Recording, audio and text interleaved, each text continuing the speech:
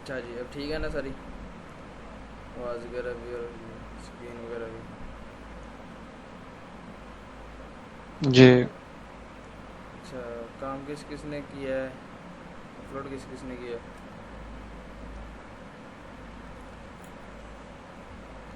मैंने भी कर दिया था, अरसलान ने भी कर दिया था। जो वीडियो होती है ना वो मैं अगर लिंक नहीं भी देता तो जो उधर चैनल पे जाके लेटेस्ट वीडियो देख लिया करें, उधर पड़ी होती है वीडियो, ठीक है? ठीक हो गया। अच्छा जी, उसकी वो बना देनी थी ना, वो जो होती है प्ले लिस्ट। बनी हुई है। प्ले लिस्ट में जाएंगे ना तो प्ले लिस्ट बनी हुई है वेब डिज़ाइनिंग की। मैंने अच्छा। मैंने क्लास 2 का किया है, क्लास 1 का रहता है अभी मेरा। तो उल्टा चल रहा है। यार ये चेंज कर देना था नाम इसका। यार टाइम नहीं मिल रहा था वो। फर्स्ट वाला तो थोड़ा था मुझे नॉलेज, वो अभी कर लूंगा थोड़ी देर तक। अच्छा जी, अपलोड किया है? हाँ अभी अभी करके हटा हूँ, अपलोड भी किया है अभी।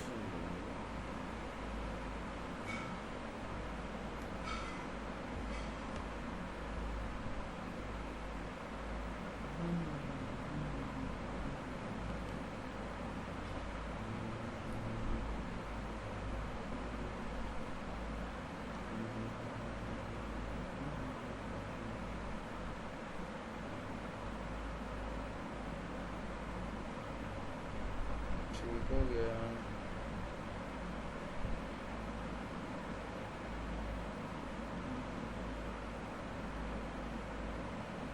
यहाँ पे आपने सैयद मेहताब आलम लिखा है ऊपर हैं, पहले जो वेरिएबल नेम में, बाद में हाँ जी।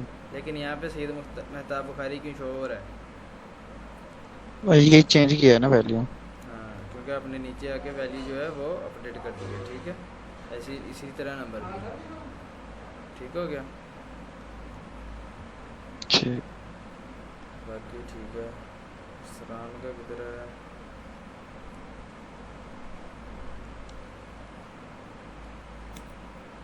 इसके जो टेक्स्ट का कलर था ना वो नहीं चेंज हुआ HTML में। कैसे? आपने कहाँ पे चेंज किया? मतलब उसका बैकग्राउंड चेंज किया है ना, बॉडी का, तो वो तो हो गया है। बट जो टेक्स्ट का था वो चेंज नहीं हुआ, वहाँ पे एक कलर का ऑप्शन नहीं आ रहा। और वैसे भी लगा के देखा, वैसे भी नहीं हुआ। किधर है अपना ये? कहाँ पे आपने लगाया था? टेस्ट का कलर आपने कहाँ हम से चेंज किया था? जहाँ जहाँ पे ये बैकग्राउंड भी देखा मैं, यार वो आपने सी ट्रिप। एस एस से चेंज करना है कलर वगैरह। आप ये वाला क्यों यूज़ कर रहे हो? ये वाला ये पुराना हो गया, ये नहीं यूज़ करना। जब आपने कोई कलर वगैरह चेंज करना है, कोई डिज़ाइनिंग वगैरह करनी है, वो सारा आपने सी एस एस ही करना है बस। और आपने तो सी एस एस फाइल बनाई करके थी CSS की, तो इसमें लो, इस वो लिंक थोड़ा भी सा लगी थी यहाँ से। नहीं पता। लिंक नहीं ठीक हुई होगी या फिर कोई और मसला होगा। नहीं, लिंक किया ही नहीं, इसी में कह रहा हूँ HTML इसमें एडजस्ट कर, बट इस नहीं एडजस्ट बट। तो इसमें आपने एडजस्ट करने के लिए हेड, जहाँ पे हेड का टैग ख़त्म हो रहा है उससे पहले आपने स्टाइल का टैग लगाना है, और स्टाइल का टैग फिर आपने उसके अंदर स्टाइलिंग देनी है, जो भी आपने किया तो अच्छा, वैसा। तभी फिर भी इसी वजह से नहीं हुआ।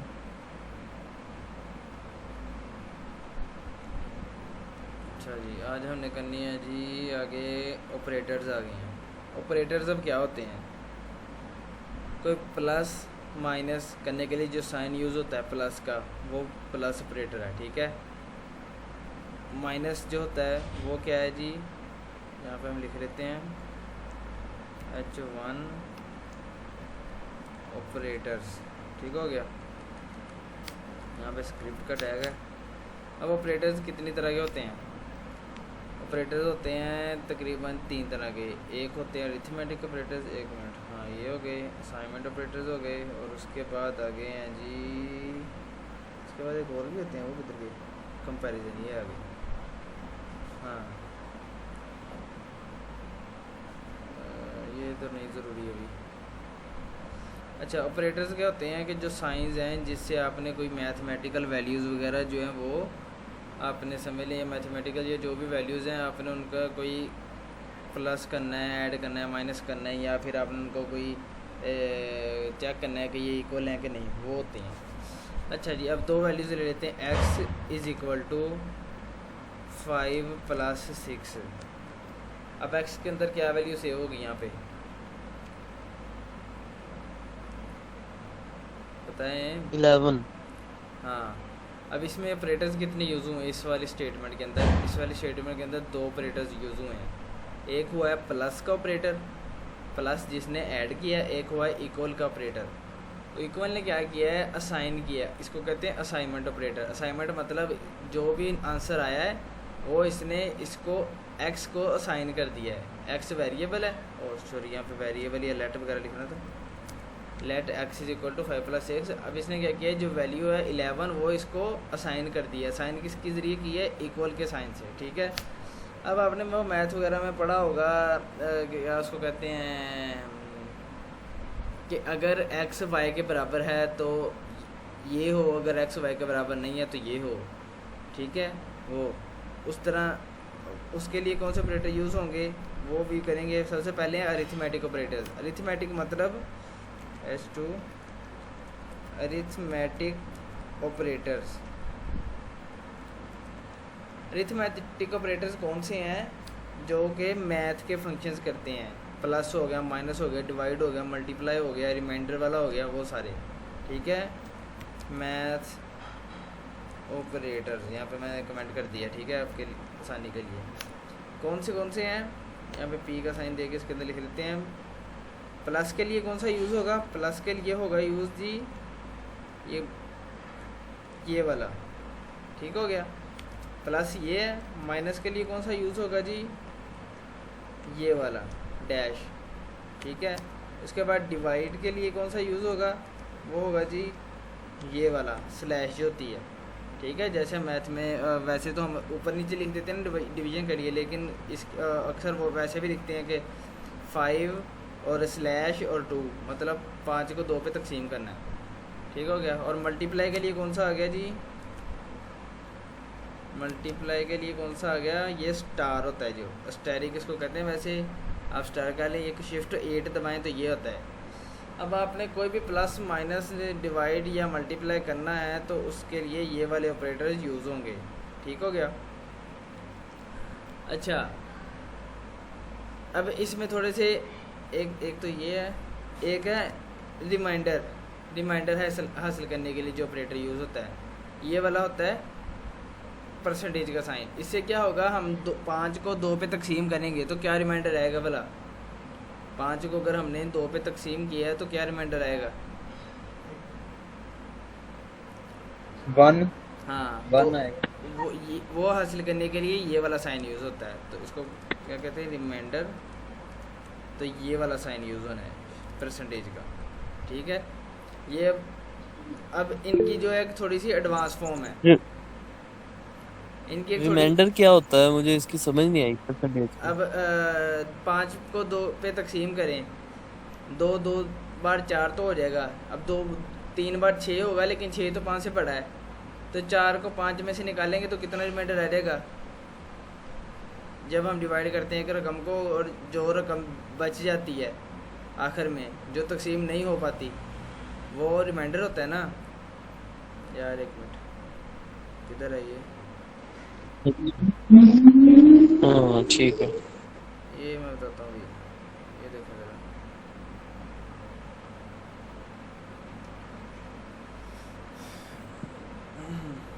अच्छा हम ऐसे करते थे ना, 5 को अब 2 पे तकसीम करना है। किधर गया है,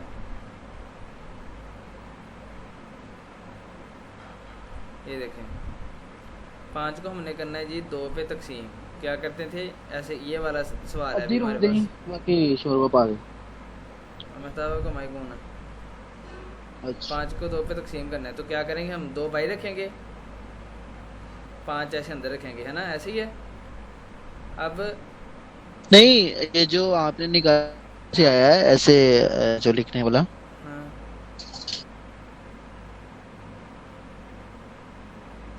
ये जो हैंड राइटिंग वाला आपने निकाला, ये कहाँ से आया है? ये वहाँ पे अंदर ही है, उसका ऑप्शन आ रहा है। ये मीट में जो है ना, यहाँ पे मैं क्लिक करूँगा तो ये वाइट बोर्ड का ऑप्शन आ रहा है। अच्छा लैपटॉप पे, ठीक है। अच्छा जी, 2 को अब 5 को 2 पे तकसीम करना है तो 2 बार 4 आ जाएगा, ठीक है। अब 5 में से 4 निकाले तो क्या आएगा आंसर? 1। तो ये 1 जो है ना, ये रिमाइंडर है। ये वाला ही हासिल करने के लिए हमने वो परसेंटेज का साइन यूज़ करना है। अब हम इसकी वो प्रैक्टिस करके देख लेते हैं। ओके ओके ठीक है। अब पहले यहाँ पे आएगा DI, पैराग्राफ बना लेते हैं एक, डिवाइड नहीं, प्लस का पैराग्राफ बना लिया। इसके अंदर हम एक स्पैन रख देते हैं, उसको आईडी दे देते हैं प्लस की, ताकि जो आंसर आए ना वो इसके अंदर शो हो। ठीक है। अब हमने यहाँ पे एक प्लस किया है ये वाला, तो इसका जवाब हमने शो कराना है ये प्लस वाले के अंदर। Document dot get element by ID plus dot inner HTML is equal to X. ये प्लस वाला तो ऐसे आ गया। ठीक है, अभी हम देख लेते हैं क्या जवाब आ रहा है हमारा। अच्छा, ये देखिए प्लस वाले का आंसर आ गया जी 11। ठीक है, ये हमारा मतलब ये ठीक चला है। अब इसी तरह हम बाकी भी करेंगे। ये एरर इसलिए दिखा रहा है क्योंकि एक नाम के ज़्यादा वेरिएबल नहीं आ सकते। अच्छा, ये 5 - 6 की जगह 15 - 6 कर देंगे, तो प्लस की जगह यहाँ पे माइनस लिखेंगे और ऊपर एक पैराग्राफ ही बना देंगे माइनस का भी। ये जितने हुए हैं उतने बना देते हैं। ये माइनस, डिवाइड,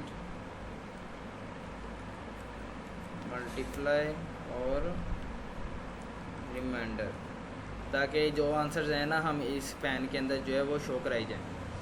तो अब तो माइनस का आ गया, माइनस का यहाँ पे आ जाएगा, मल्टीप्लाई का ये आ जाएगा 5 × 6, तो उसका जवाब जो है वो यहाँ पे शो हो जाए। हाँ, मल्टीप्लाई, इसके अंदर y का शो होगा, इसके अंदर z का शो होगा। जहाँ से समझ नहीं है वहाँ से पूछ रहे हैं। ठीक है, ये देखें ज़रा, ये क्या है, मल्टीप्लाई प्लस माइनस माइनस, ठीक है, डिवाइड, अच्छा डिवाइड का नहीं है, डिवाइड का भी किया नहीं हमने। तो ये देख रहे हैं, मतलब ये जवाब ठीक आ रहे हैं हमारे। ठीक है, तो इस तरह है। अभी जो वो दूसरे बाकी दोनों कर लेंगे, A और B, A B, यहाँ पे डिवाइड का कर देंगे, यहाँ पे रिमाइंडर का। डिवाइड का मैंने क्या साइन बताया, ये स्लैश, इसको 5 की बजाय हम कर देते हैं, इसको कर देते हैं 30 डिवाइड बाय 6, और यहाँ पे रिमाइंडर वाले का कर देते हैं 11%। ये मॉडुलस साइन होता है वैसे 2। इसका रिमाइंडर क्या आना चाहिए इस वाले जवाब का, बताएं ज़रा। इसका भी एक ही आना है। हाँ, इसका भी एक ही आना है। तो ये सारे जो हैं वो हल हो गए हैं। ठीक है, ये मैथमेटिकल फंक्शंस के लिए ये यूज़ होते हैं, ये वाले ऑपरेटर्स। आपने अपने से नहीं अच्छा, अगर हाँ जी, हमने स्पैन यूज किया, वो किस लिए?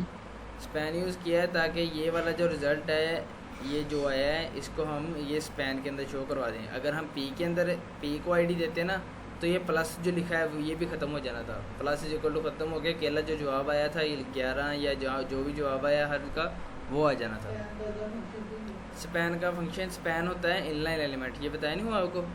ये इनलाइन एलिमेंट है, बस डिव की तरह है बस, कि मतलब इसका अपना कोई फंक्शन नहीं है। डिव जो फ्लो का एलिमेंट है, ये जो है स्पैन, ये इनलाइन एलिमेंट है। ये बस इस तरह ना कि आपने पूरे पैराग्राफ के अंदर कोई 1-2 वर्ड्स को कोई स्टाइलिंग देनी है, तो उसके अंदर स्पैन लगा के स्पैन को आपको क्लास दोगे और उस क्लास को आप स्टाइलिंग दे दोगे।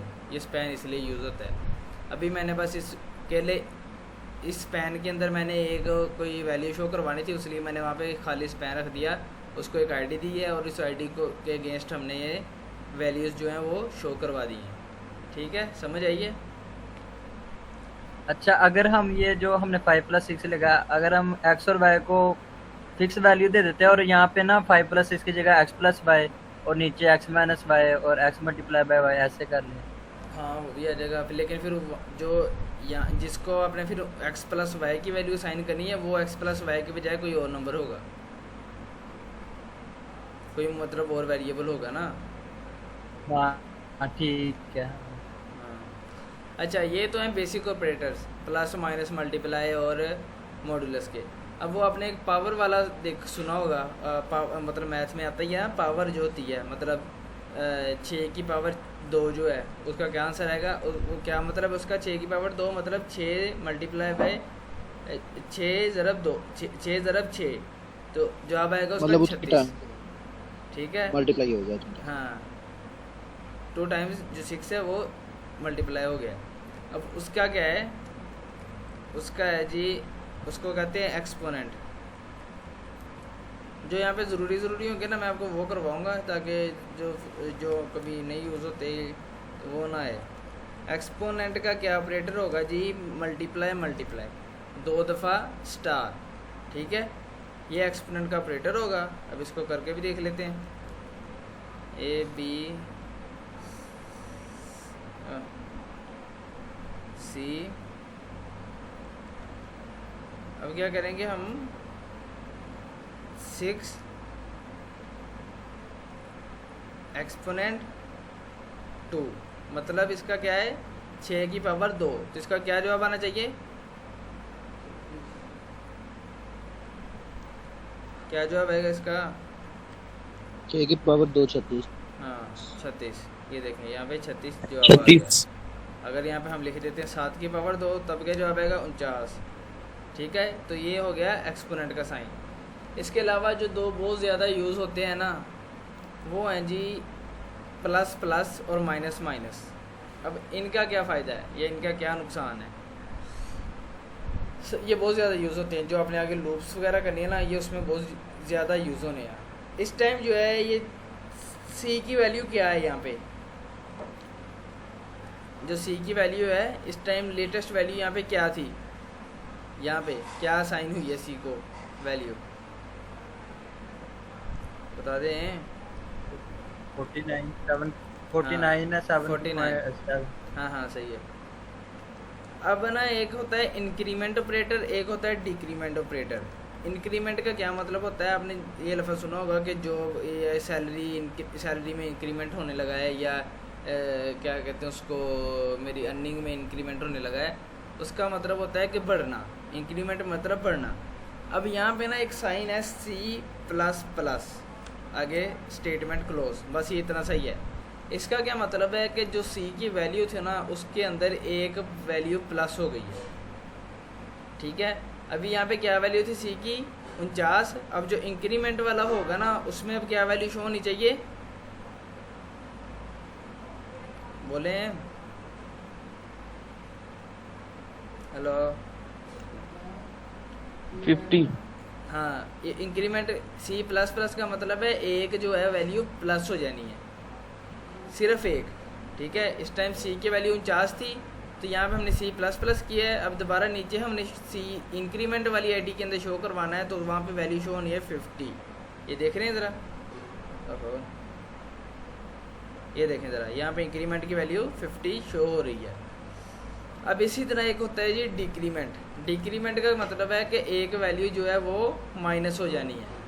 ठीक है, एक वैल्यू माइनस कैसे होगी जी, माइनस माइनस, ये साइन है। अभी सी की वैल्यू क्या थी, लेटेस्ट वैल्यू जो यहाँ पे आई थी 50 थी, 50 में से एक 50 माइनस है हो ना, गया, दोबारा एक माइनस हो जाना है, 49 हो गया। डिक्रीमेंट इसको कहते हैं। तो वो दोबारा 49 हो जाएगी। ये ज़रूरी नहीं है कि पहली किसी वैल्यू में, ये लूप्स में यूज़ होती है। लूप्स अब क्या होती हैं वो मैं आपको थोड़ा सा एक आज आइडिया दे देता हूँ।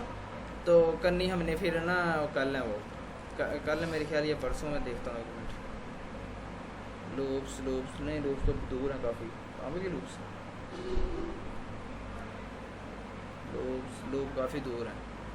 ठीक है, अभी हम यहाँ पे हैं। अच्छा जी, इंक्रीमेंट डिक्रीमेंट ये देखें ज़रा, अभी दोबारा क्या वैल्यू शो होगी यहाँ पे डिक्रीमेंट में 49। ये देखें ज़रा, लूप्स क्या होती है, मैं आपको थोड़ा सा ना करके दिखा देता हूँ।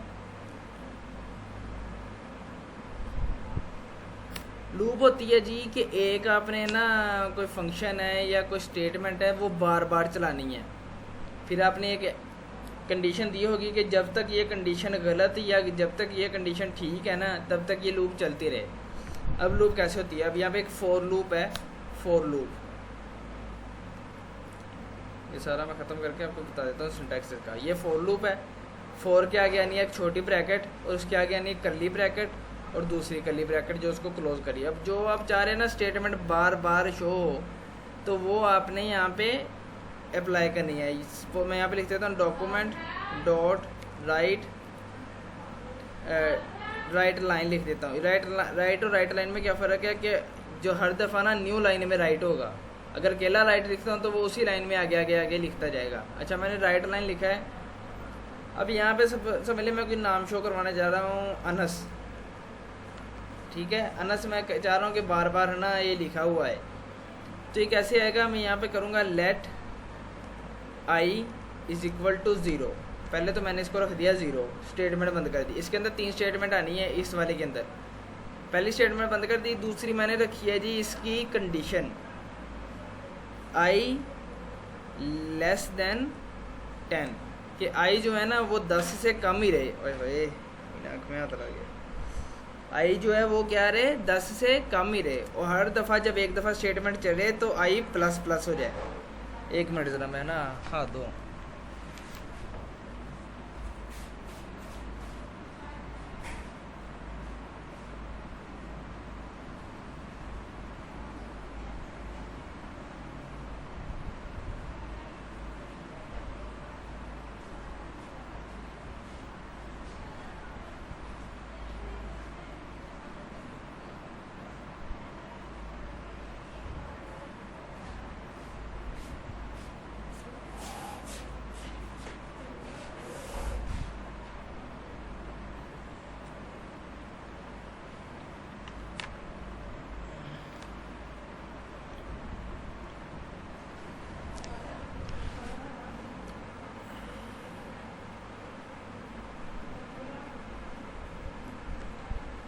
अच्छा जी, यहाँ पे आ गया आई प्लस प्लस, ठीक है।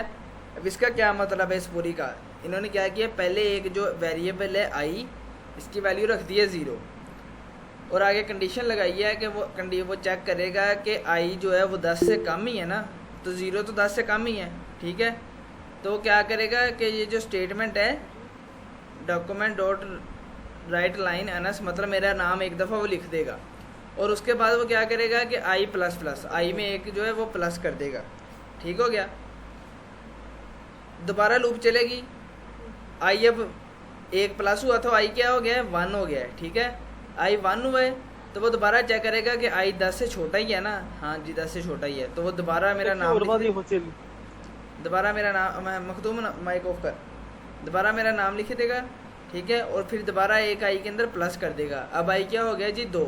तो इसी तरह बार बार लूप चलती रहेगी कि जब तक आई जो है वो 10 तक नहीं पहुंच जाता। अब जब आई आखिरी दफ़ा जब 10 हुआ है ना, आई यहाँ पे प्लस होगा, तो वो दोबारा देखेगा कि आई जो है 10 से छोटा है, लेकिन अब जो है वो ये कंडीशन रॉन्ग सा फाल्स हो जाएगी, क्योंकि 10 जो है वो 10 से छोटा नहीं है, वो बराबर है। तो इस तब ये लूप ख़त्म हो जाएगी। तो अब यहाँ पे 0 से शुरू हुआ है तो 9 तक जाएगा, तो मेरा नाम कितनी दफ़ा लिखा जाएगा डॉक्यूमेंट में, बताएं ज़रा।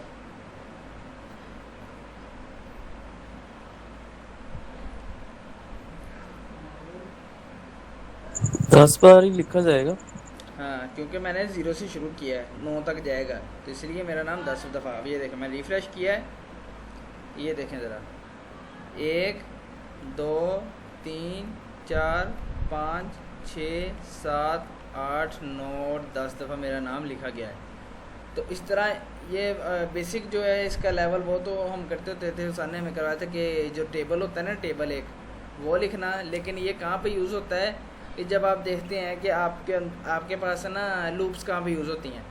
अब आप देखते हैं आपके पास डाटाबेस में पड़ी हैं 20 क्या कहते हैं उसको प्रोडक्ट्स पड़ी हैं डाटाबेस के अंदर, ठीक है। मैं आपको इसलिए बता रहा हूँ ताकि ना बाद में कंफ्यूज ना हो कि ये लूप पता नहीं हमने यूज़ कहाँ पे करनी है। डाटाबेस के अंदर 20 प्रोडक्ट्स पड़ी हैं, तो आप क्या करेंगे, 20 दफ़ा वो एक ही कोड लिख के बार बार उसके नाम वगैरह चेंज करके लिखेंगे? नहीं ना, आप लूप चला देंगे। 20 प्रोडक्ट्स आप चेक करेंगे, आप वहाँ पे कंडीशन लगा देंगे कि जब तक जो है डाटाबेस में जो पड़ी हुई प्रोडक्ट्स के टोटल प्रोडक्ट्स से कम है ना ये आई, तब तक लूप चलती रहे, ठीक है। 0 से शुरू होगी, जब तक कम पे चलती रहेगी, जितनी टोटल प्रोडक्ट्स होंगी वो सारी प्रिंट हो जाएंगी। ठीक हो गया, समझ आ गई है। तो मैं आपको ना एक यहाँ पे इसकी सिंपल सी एग्जांपल करके दिखाता हूँ। यहाँ जैसे हो गया ना, आप कह लें कि एक पहाड़ा लिखना है, एक का पहाड़ा लिखना है, नहीं 5 का कर लो, 5 का पहाड़ा लिखना है। 1 मिनट यार, कैसे है, हाँ 1 से आई शुरू हो, और अब जो है वो 11 से कम होना चाहिए, मतलब 11 से कम 10 ही है ना, तो 10 तक मतलब जाएगा। ये हो गया। दूसरी चीज़ मैंने क्या करनी है जी, यहाँ पे लिखना है, अब यहाँ पे मैंने ये अनस नहीं लिखना, स्ट्रिंग के बगैर लिखना है आई प्लस, और यहाँ पे स्ट्रिंग देकर मैं लिखना है बी आर, ताकि ये ना लाइन ब्रेक हो जाए और नई लाइन में आए हर दफ़ा। ये देखें ज़रा, यहाँ पे 1 से लेके 10 तक गिनती आ गई है, ठीक है। अब 5 का पहाड़ा लिखना हो मैंने, तो क्या करूँगा, 5 को पहले 1 से मल्टीप्लाई करूँगा, 5 को 2 से मल्टीप्लाई करूँगा, 5 को 3 से मल्टीप्लाई करूँगा, ऐसे करते पे 5 को 10 से मल्टीप्लाई करूँगा तो 50 आंसर आ जाए। तो हम यहाँ पे ये इसी के ज़रिए बनाते हैं। 5 का टेबल है, तो हम क्या लिखेंगे यहाँ पे स्ट्रिंग के अंदर, क्योंकि 5 ने तो हर दफ़ा आना ही आना है, पहली दफ़ा जब लिखते हैं 5 है, यहाँ पे आ जाएगा 5 जमा, यहाँ पे लिखेंगे हम 5x लिख देंगे, क्योंकि ये भी आना ही आना है। जो वैल्यूज़ आनी है नहीं ना, वो हम स्ट्रिंग के अंदर लिख देंगे। जो वैल्यू चेंज नहीं होनी, जो चेंज होनी वैल्यू वो कौन सी है, आई की वैल्यू है, ठीक है। यहाँ पे मैंने आई लिखा है। अब दोबारा यहाँ पे आएगा 5 मल्टीप्लाई बाय इक्वल टू, तो आखिर पे दोबारा आई की वैल्यू नहीं आनी। अब यहाँ पे क्या आनी है, 5 मल्टीप्लाई बाय आई। ये देखें ज़रा, 5 का टेबल ऐसे ही होता है ना, ये स्ट्रिंग है, 5 मल्टीप्लाई बाय आई जो है, जो हर दफ़ा उसकी वैल्यू चेंज होगी, पहली दफ़ा 1 होगी, दूसरी दफ़ा 2 होगी, तीसरी दफ़ा 3 होगी। 5 अभी समझ ले 1 है, 5 multiply by 1 is equal to का साइन वैसे का वैसे आ गया। आगे क्या आ गया, 5 मल्टीप्लाई बाय आई, कि जो भी आई की उस टाइम पे वैल्यू होगी वो आ गया। अब ये देखें ज़रा, ये टेबल ऐसे ही होता है ना, 5 मल्टीप्लाई बाय 1, 5 मल्टीप्लाई बाय 2, इसी तरह करते करते 5 मल्टीप्लाई बाय 50। अब हमने ये 3 लाइनों के कोड में एक 10 लाइन का जो है वो टेबल लिख दी है। तो ये लूप्स इसलिए यूज़ होती हैं। अच्छा है कि जो ये भी आपने इसका मतलब ज़्यादा नहीं ज़हन पे देना, आपने प्रैक्टिस के लिए करना हो तो कर लें, अभी आपने ऑपरेटर्स करने हैं। अच्छा, एक और चीज़ है कि है ना, हम अगर हमने एक वेरिएबल को और एक स्ट्रिंग को मिलाना है, आपस में इकट्ठे करना है, जैसे अभी मैंने इसमें ये 5x वाली स्ट्रिंग और एक वेरिएबल को इकट्ठे किया है, वो कैसे करते हैं जावास्क्रिप्ट के अंदर, ये देख लें ज़रा। यहाँ पे मैं एक नया पैराग्राफ बना देता हूँ। इसको कहते हैं हम कनकैटिनेशन, या आप कनकैट कह सकते हैं। कनकैट मतलब इसको कनेक्ट करना, कनकैट इसको कहते हैं, ठीक है। अब वो कैसे करना है समझ लें। अब यहाँ पे हमने जो ए और जो बी वाली वैल्यू थी ना, उनको हमने एज इट इज शो करवाना है अलग अलग, मतलब उनको प्लस वगैरह नहीं करवाना।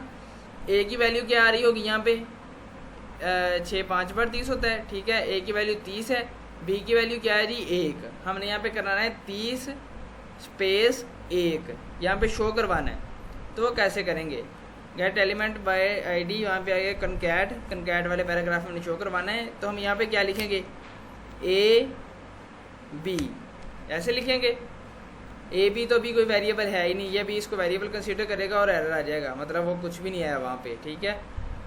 तो ये तो नहीं चला, क्या करेंगे, ए प्लस बी करेंगे, ए प्लस बी करेंगे, वो प्लस हो जाएगा, ठीक है। 5 + 1 6 हो गया, तो ये भी नहीं है।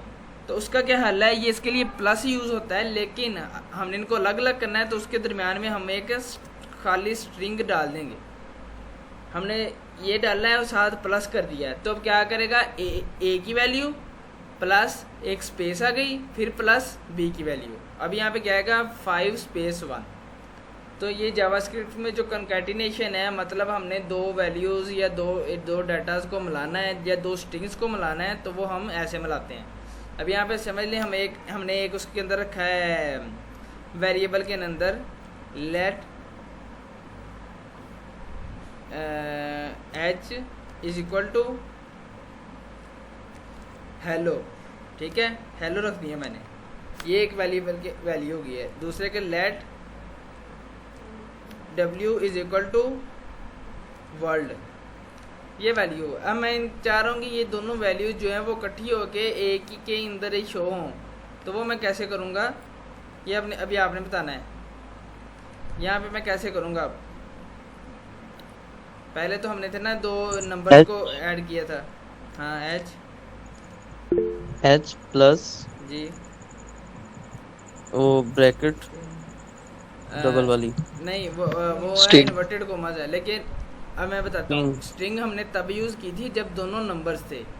अभी तो दोनों स्ट्रिंग्स हैं, हम्म। स्ट्रिंग्स ऐड भी हो जाएंगी तो क्या होगा, कोई मतलब कोई आंसर तो नहीं ना आना, तो इसको हम ऐसे ही H प्लस W कर देंगे। तो ये जो दो स्ट्रिंग्स हैं ये आपस में अटैच हो जाएंगे और कंकैट में क्या लिखा आएगा, हेलो वर्ल्ड एक साथ। ठीक है, जब दो नंबर्स हैं ना तब हम और उनको हम वैसे शो करवाना चाह रहे हैं बगैर एडिशन के, तब हम दरमियान में ये लगाएंगे अगर एक नंबर है और एक स्ट्रिंग है। ठीक है, मतलब मैं लिखना चाह रहा हूँ यहाँ पे अनस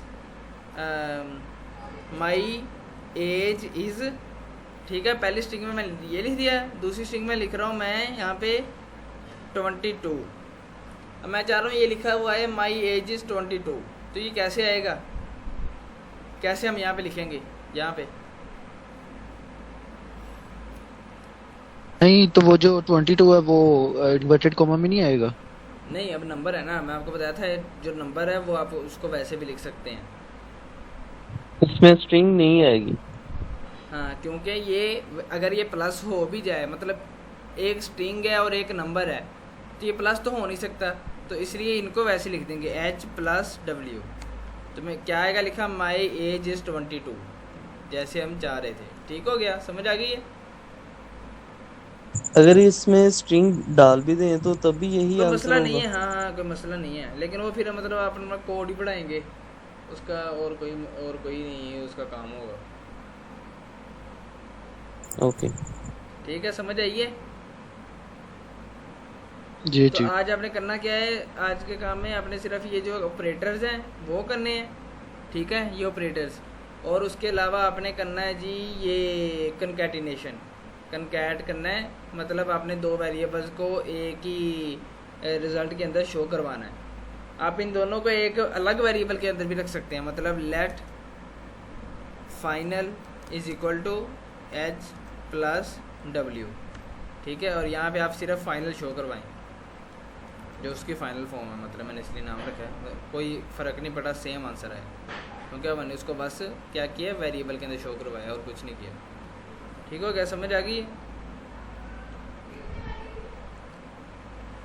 ठीक है फिर। अच्छा, ये जो आपने ठीक है। टेबल वाला किया है ये तो ज्यादातर एक्सेल में यूज होता है, तो वेबसाइट पे क्या इसकी टेबल तो मतलब मैंने आपको कहाँ पे वैसे बना इस्तेमाल के होगा? दिखाया है, लेकिन आपको बताया कि अब आपके पास पड़ी हैं 50 प्रोडक्ट्स पड़ी हैं। वेबसाइट है एक, ठीक है, ये कहाँ पे गई, ये किसी को वेबसाइट निकाल लेते हैं, मतलब ये जॉब्स वाली एक वेबसाइट जो मैंने बनाई हुई है। लूप्स 3 तरह की होती हैं, ये मैंने आपको एक करवाई है, 2 रहती हैं, वो फिर जब आएंगे ना तब लूप से पहुँचेंगे। अब ये देखें, अब डाटाबेस के अंदर ये इतनी जॉब्स पड़ी हुई थी, ये सारी ये जॉब्स हैं 5, ये जॉब्स पड़ी हैं, तो क्या आपको लगता है मैंने ये 5 डब्बे बनाए होंगे हर दफ़ा? नहीं ना, मैंने लूप लगाई है कि जब तक जॉब्स जो हैं वो ख़त्म नहीं ना हो जाती। लेकिन यहाँ पे मैं लिमिट लगाई है कि इस वाले पोर्शन में 6 जॉब्स शो हों, इस वाले में भी 6 शो हों, और इस वाले में जो हैं वो 5 जॉब्स शो हों। तो हमने लिमिट 5 की लगा दी, I इज़ इक्वल टू 0 कर दिया, I लेस देन 5 कर दिया, 0 0 1 2 3 4, 5 ही हुई ना। पाँचवें वाला जो है वो नहीं शो होगा, क्योंकि हमने 0 से शुरू किया। अगर हम 1 से शुरू करते तब 4 जॉब शो होनी थी, क्योंकि 4 जो है 5 से छोटा होता है। ठीक है, अब मैंने लूप लगाई है बस, यहाँ पे उनका जो है इसको वेरिएबल में रखा है, हर जॉब के नेम को वेरिएबल में रखा है, ये इसको वेरिएबल में रखा है, इमेज को वेरिएबल में रख दिया। ठीक है, और जो डिज़ाइनिंग थी ना उसके अंदर, मतलब जो डिव वगैरह थी उसके अंदर वेरिएबल्स फिट करके और मैंने यहाँ पे लूप चला दी है।